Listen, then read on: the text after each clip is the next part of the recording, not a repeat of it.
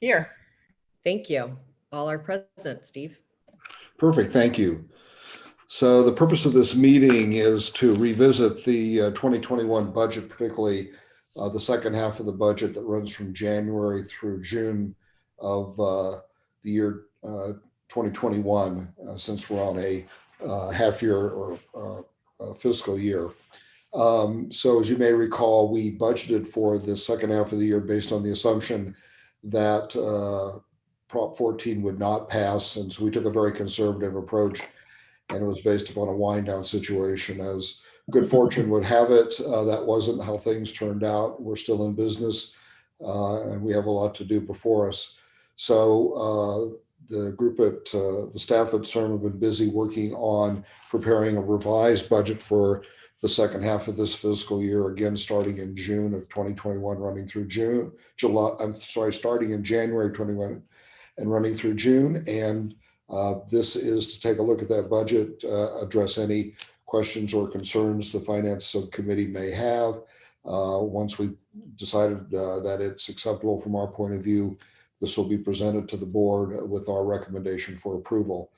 So, Maria, who's going to lead the discussion of the budget? I wasn't clear about that. Thank you, Steve. It's going to be Jennifer Lewis, our Director of Grants Management. Great. Jennifer, the table is yours.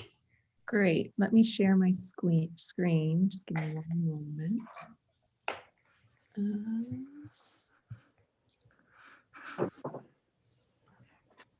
Okay, can everyone see that? Yes. Okay, great. So thank you, Steve. Good morning, everyone. I am Jennifer Lewis. I'm the Director of Grants Management at CERM, and I'm currently acting as Head of Finance. Thank you for the opportunity to present to you today our financial update for a proposed revised budget from January through June 2021. So as Steve mentioned, as you recall, in June, the ICOC approved the 2020-2021 budget, which anticipated costs to support the agency's plan for a wind down. And with the passage of Proposition 14, we are now proposing a revision to this approved budget to support continued operations of the agency over the next 6 months. So for the agenda today, I wanted to first review briefly the previous approved 2020-2021 budget and the major drivers of this current budget. And then I will present to you our proposed revisions for the second half of this fiscal year from January through June of 2021 and the major drivers for these changes, along with the total proposed revised budget. So first, let's review the current 2020-2021 fiscal year budget that was approved in June. As a reminder, as Steve mentioned, at the time this budget was approved, we had under $50 million for new research awards, and whether CERM would be refunded under Proposition 14 was unknown. Thus, this budget was phased into 2 parts to support our wind down plan. The administrative budget for the first half of the year from July through December would support operations to continue the COVID-19 and cure sickle cell research programs with remaining funds, to fund new awards with return funds as approved by the ICOC, and to maintain the current staffing levels to continue management of our active portfolio. The second half of our budget from January through June of the fiscal year supported a wind down of the organization. And this wind down, as you recall, would have been in 2 phases. The first would have been a small wind down at the end of December, and then additional wind down in June 2021, resulting in a core staff remaining to manage the portfolio through 2023-24. So I briefly just want to outline the wind down costs that were considered in this current approved budget for 2020-2021. Due to the passage of Proposition 14, CERM will not be enacting this wind down plan. However, I wanted to highlight the major drivers of this budget, which were costs associated with our wind down plan. A major cost that we plan to incur in implementing our wind down was funds, budgeted funds for a leave buyout, which these funds were budgeted in accordance with the state of California and annual leave program, and as well as their separation policies. Another major cost that we considered in this budget was for asset disposal in the event CERM would need to close its offices and return furniture and equipment to the state. And finally, we had planned to retain some staff to manage the various aspects of these wind down activities for offboarding staff, asset disposal, portfolio handoff and coordination with the various state agencies, as well as maintaining any data and records as we transitioned. Thus, the salaries and associated benefits for these staff costs to support the closeout activities are also included in this wind down budget. So here is the current 2020-2021 fiscal year budget. This chart displays the budget in the two halves as I described. The first half of the fiscal year from July through December maintains staff levels to support operations with an approved budget of just under 7.2 million. Again, we had planned to have a small wind down at the end of December. And so thus from January through June, we would be performing the wind down activities. And this approved budget was just under 5.2 million, resulting in a total approved budget to date of $12.3 million. So now I'd like to review with you our proposed revisions to this budget for the 2020-2021 fiscal year. This chart compares the current approved and proposed budget for the second half of the year from January through June. The first column displays our current approved budget that I just outlined of about 5.2 million. The second column displays the proposed revised budget from January through June 2021 to support our continued operations of the agency, which is just under 8.6 million. As you can see, the employee expense categorical level has increased by about 2.5 million in this proposed budget. On the next slide, I would like to provide a little more detail on this increase and what factors into this increase in employee expenses. So this slide displays the agency's budgeted full-time personnel. As you can see in the 1920 fiscal year, the budget supported 40 full-time positions. The current approved 2020-21 budget anticipated an employee headcount based on those two halves I previously described. The July through December budgeted salary and benefits were for 33 full-time employees. And then in December, the agency would have reduced headcount to 19 employees through June of 2021. This proposed revised budget through January through June reestablishes the positions that were to be eliminated in December. And it additionally supports salaries and benefits for 10 new hires for previously vacant positions that have not been filled since 1920. An example of this position that has been vacant is a business service specialist who would be in charge of contracting and procurement and facilities. This role has been vacant since the fiscal year 1920, and the duties that were assigned to that previous staff position were assigned to current staff in different areas as we were operating in a wind down mode since the 1920 fiscal year. Now with the agency continuing operations, we would like to reopen a position such as a business services specialist to support the organization's ongoing efforts. So thus this budget accounts for not only reestablishing the positions that would wind down in December, but it also accounts for hiring these vacant roles that have been vacant since 1920. This slide displays the proposed revised budget for the 2020-2021 fiscal year. Again, the first column displays the July through December budget of about 6.8 million. You'll notice this budget is slightly less than the originally approved budget displayed before, as it eliminates the anticipated wind down costs and any travel that did not materialize due to the public health crisis and the pandemic. The second column displays the proposed revised budget from January through June of 2021, which is just under 8.6 million, with a total proposed revised budget highlighted in orange of 15.3 million. And next to this is compared to the previously approved budget of 12.3 million. Now I'd like to outline the major drivers of this proposed 2020-2021 budget. As mentioned, this budget proposal increases employee expenses as it reestablishes the employee headcount falling into two categories. The first is retaining positions not eliminated as a wind down plan will not be enacted. And secondly, it budgets salaries and benefits for new hires to fill the current vacant roles, which total about 2.5 million in a difference from the originally approved budget. Additionally, there's an increase in external services of about 1 million. There are several factors that contribute to this increase. This budget accounts for the agency's required 2021 performance audit. So in that increase in external services, as you recall, CIRM is required to conduct a performance audit every 3 years. And 2021 is a year where we are required to perform this activity. And with continued operations, we must issue an RFP early next year. So those funds are allocated in this budget. Additionally, there's an increase in outside legal counsel. Currently, as you may recall, the legal team consists of 1 full-time employee, and the general counsel role is vacant. Thus, due to the passage of Proposition 14, we anticipate that the ICOC and the internal team will need counsel to support the implementation of the new components of the initiative, while continuing to retain outside counsel to support the ongoing management of our awards and portfolio. And lastly, this budget anticipates that the current shelter-in-place orders and work at home and travel limitations will still be in place. Thus, we have budgeted no travel outside of the Office of the President for very limited critical needs only, and all in-house meeting expenses have been replaced with virtual meetings.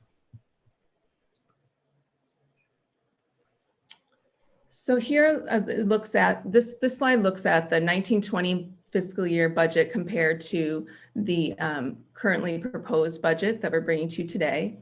In 1920, we were authorized to spend about $15.6 million, and we ended the year at $13.9 million. And as a reminder, in the fiscal year 1920, we had begun winding down our operations and we were not backfilling vacant positions. Thus, you see a savings between the actuals in that year. This proposed revised budget for the 2020-2021 year is $15.3 million, which is $300,000 less than the 1920 approved budget. And I wanted to highlight this to note that as we begin to wind up the agency, our approach is to be thoughtful and while maintaining costs that were slightly below the initial wind down that we started in 1920. So lastly, here's a recap. This slide compares the currently approved 2020-21 budget to the proposed 2020-2021 budget. We have a current authorized budget of $12.3 million for the fiscal year, which includes a $1.2 million one-time leave buyout for those wind down activities I described. This proposed revised budget is just over $15 million, and it anticipates an increase of employee costs due to the reestablishment of the positions of about $2.5 million. Again, these employee expenses can be seen in 2 categories. One is the positions that are not going to be eliminated due to not enacting our wind down plan of about $1.5 million. And the second is for new hires to fill vacant positions, which is just under $1 million. Additionally, there is a $1 million increase in external services due to the agency's requirement to conduct the 2021 performance audit, as well as for legal counsel services that we anticipate over the next 6 months. And lastly, this revised budget request is just overall 2% lower than the 1920 authorized budget. And as an agency, as mentioned, in 1920, we were already operating in a wind down mode. And as we wind up, we are being thoughtful in maintaining our costs. And so over the next few years, we will continue to wind up the agency. And this committee will be seeing those budgets in the future, starting next year in 2021, 2022. So at this time, we'd like to request that the Finance Subcommittee approve the recommended revised 2020-2021 budget to the ICOC. And at this time, I'm happy to take any questions related to this revised budget. Thank you, Jennifer. So committee members, any questions or comments? So this is Christina. I have just a sort of a practical question as to where are the monies for this budget going to come from? Are we still under the Prop 71 or is this already Prop 14? And are there any complications if the answer is the latter? These funds are under the remaining administrative budget for Prop 71. As you may recall, we had funds budgeted through 2020 2024 to maintain staff at a part-time basis. So we're using those funds for this 6 months. Thank you. And Christina, I might add, on top of that, just for everybody's benefit, at such time as we need new funding, which we will, if the science subcommittee and the board approves reopening certain of our program announcements for core programs, we'll need new funding in the spring. And Jen and I spoke to the state treasurer's office a couple weeks ago to make sure that we were back on track with the process of how we get those funds released, which is we go twice a year to the Department of Finance and the governor's office with a list of anticipated needs for the ensuing 6 months. They go over that with us, and once they have signed off, they direct the state treasurer to issue bonds as part of their semi-annual bond issuance on behalf of various state agencies that take place in the spring and the fall. So at such time as we are likely to need funds for the newly ramped up CLIN, TRAN, and DISC programs, that money will come out of new money from that spring bond issue that the treasurer undertakes on our behalf. So we're seamlessly set up to proceed here, both on the administrative and on the research side, to continue apace with programs under the new Prop 14. Great. Thanks, Jen and JT. Yeah, JT, you might just speak to a minute to actually Christina's question, but a little expansive. So we have actually, we're able to increase the number of employees we have. There's, I think, a limit set in Prop 14 that's greater than the cover we've been working with, which was around 55. And then there's also an administrative cost cap of 3.5%, if I read it correctly. I'm not sure how that equates to what we had before, but just the road going forward in terms of monies available for administrative purposes, if you could just address that and what expected headcount and things of that sort.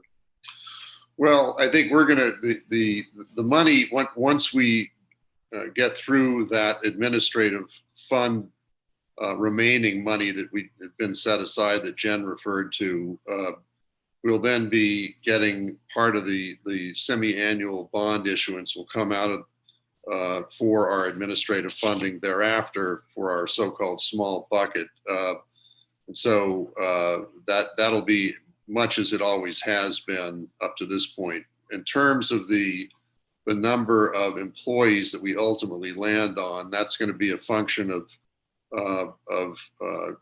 a lot of discussion by the team and recommendations to the board for which positions to fill going forward. So the board will have the ultimate say in that. And I don't believe that at this stage we have up to that 70 person number to have aspirationally, but we have not remotely gotten that far yet. Maria Milan, would you like to speak to that? Well, also on that point, that number, Steve, was increased in 2010 with legislation, which James and I worked on with Senator Alquist at the time.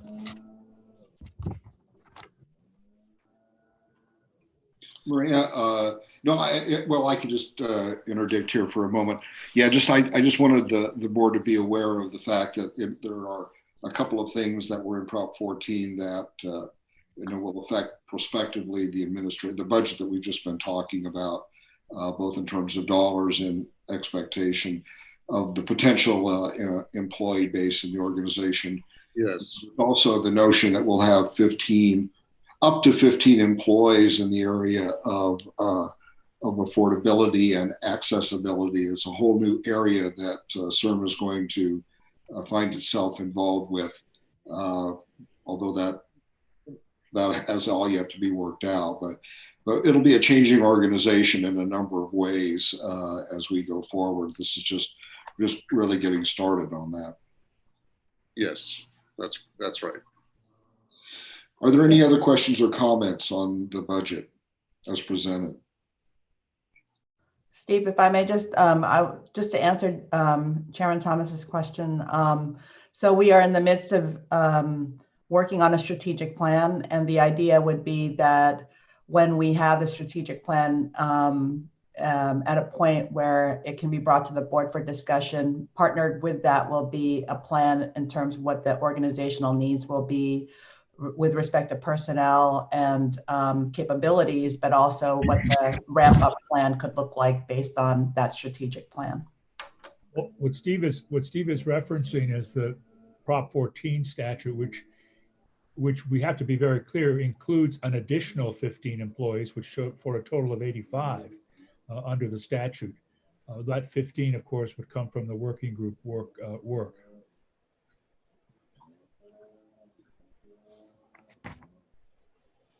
Right, I guess, just to cut this, my point was simply that this will be an evolving organization. Right. Will probably be significantly larger than it is now, have a broader range of responsibilities.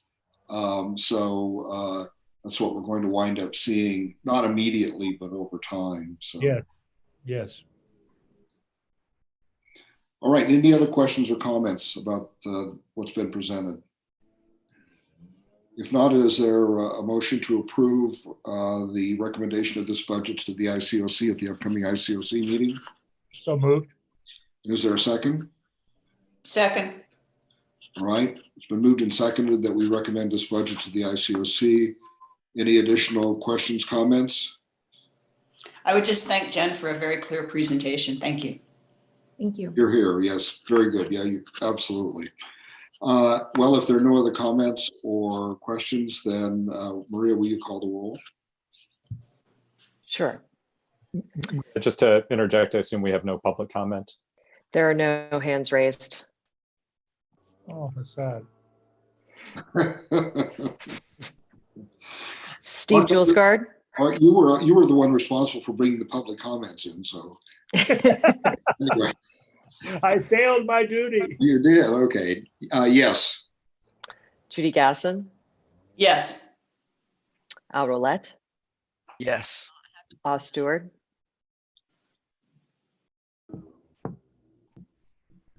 Yes. Suzanne Sandmeyer? Yes. Jonathan Thomas? Yes. Art Torres? Aye. Christina Vori? Yes. Motion carries. Great, wonderful. Jennifer, thank you. That was a great presentation. Are there any other topics before the Finance Subcommittee before we end this session? Hearing none, then the meeting is adjourned. Great work. Thanks. Thank you, everyone. Thanks, everybody. So. Thank you. Thank you. Have a great holiday, everyone. Oh, wait, I'll see you at the board meeting. Never mind. Yeah, right. Really. You don't have to withdraw. Listen, we're going to see you in a couple weeks, so Yeah, don't worry. Yeah. Lock those doors.